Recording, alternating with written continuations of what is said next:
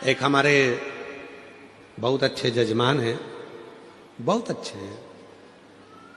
उनके 4 लड़के हैं,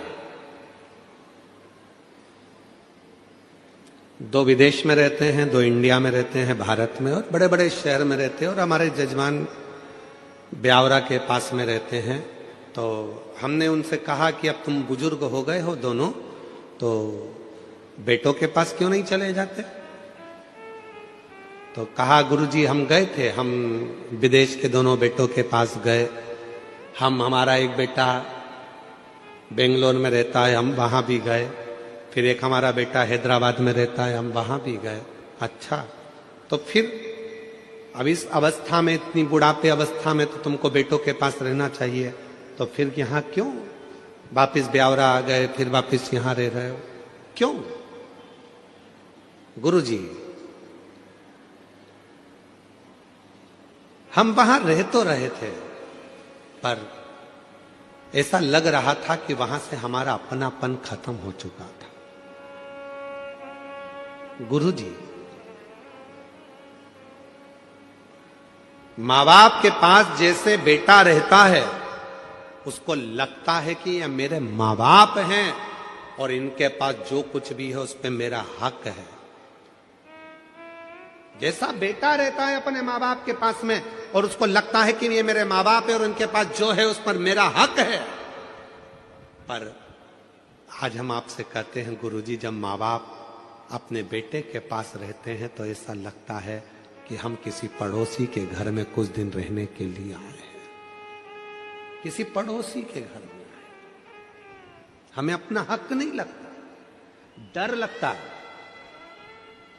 सामान तेज गिर गया, बेटा जाग कर आएगा, कुछ कह देगा। पानी ज्यादा गिर जाएगा तो बहू कुछ कह देगी, कुछ कहूंगी तो पोता पोती कुछ कह देंगे।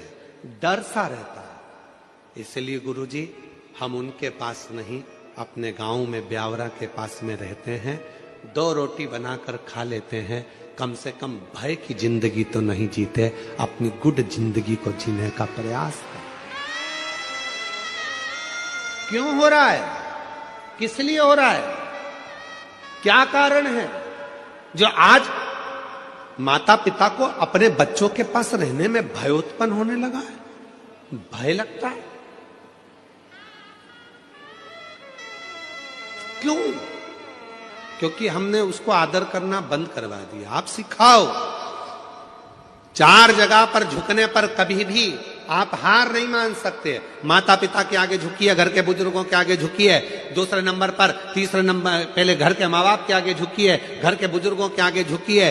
अपने अगर विवाह हुआ है, पति है, उसको भी प्रणाम करिए। और परमात्मा जिसको तुम भजते हो, जिसको तुम स्मरण करते हो, जपते हो, उसको प्रणाम करने में पीछे मत हटो। और एक बात और अपने अंदर उतार कर रखिए, किसी से गुरु मंत्र लो मत लो। आज के जमाने में 50 बार सोचना पड़ता है कि गुरु किसको बनाया जाए। इसको बनाए गुरु, उसको बनाए गुरु, उसको बनाए गुरु। आज के जमाने में किसी पर भरोसा भी नहीं टिक पाता। ना जाने कौन ऐसा मिलेगा जो हमारी जिंदगी नाश कर कर चले जाएगा। तो गुरु भी सोचना पड़ता है, अच्छा कब मिलेगा, कैसा मिलेगा। क्योंकि आज के जमाने में गुरु फिरे बाजार में, हमसे दीक्षा ले, हमसे गुरु मंत्र लो, हमसे दीक्षा लो। गुरु फिरे बाजार में, हमसे दीक्षा ले।